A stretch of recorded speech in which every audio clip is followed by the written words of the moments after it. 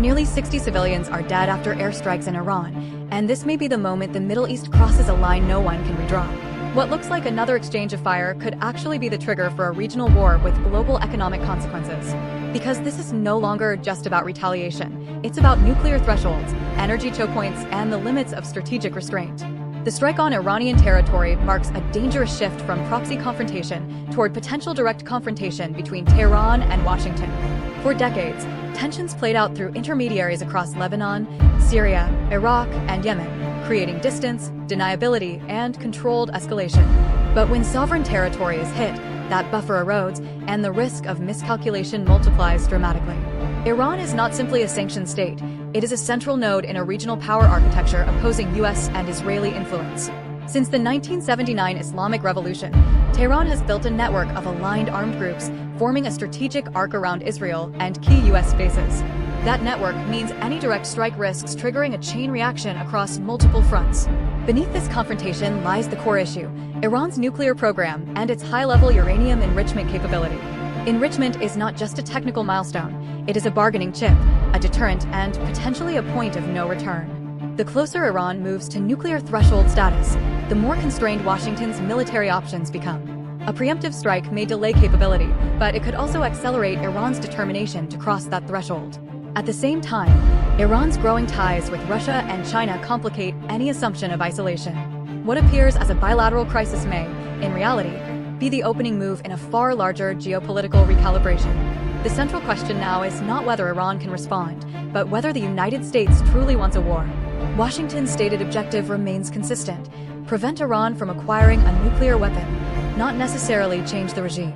That distinction matters, because limited strikes and regime change wars carry radically different strategic costs. A calibrated airstrike on nuclear or military facilities is viewed as more feasible than a full-scale invasion. The memory of Iraq in 2003 still shapes US decision-making. Quick battlefield victories can evolve into years of political and financial entanglement. Trillions of dollars spent, prolonged instability, and eroded credibility remain cautionary signals inside Washington. At a time of domestic inflation and polarized politics, a prolonged Middle East war would be a severe political gamble. This is why many analysts see deterrence, not conquest, as the dominant US strategy. But deterrence requires precision, timing, and restraint on both sides. If escalation breaks containment, the conflict could rapidly expand beyond bilateral confrontation.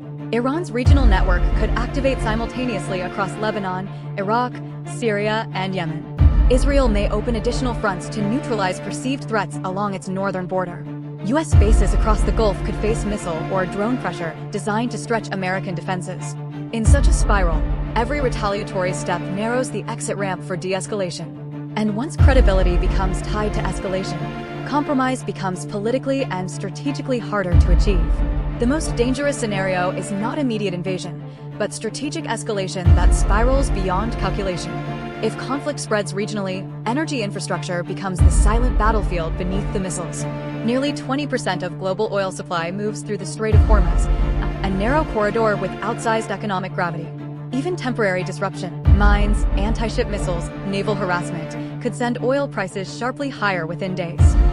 A sudden energy shock would ripple across Europe and Asia, where import dependence remains structurally high. Inflation would re-accelerate, central banks would face renewed pressure, and recession risks would intensify globally. In that environment, the conflict ceases to be regional. It becomes a defining variable of the world economy. Not every power would experience the shock equally. Higher oil prices could indirectly benefit Russia by strengthening fiscal revenues and energy leverage in Europe. China, heavily dependent on Middle Eastern imports, would confront rising costs and growth headwinds. The United States, despite being a major producer, would still face domestic inflation and political backlash from rising fuel prices. For Iran, paradoxically, external pressure could consolidate internal unity rather than weaken the regime.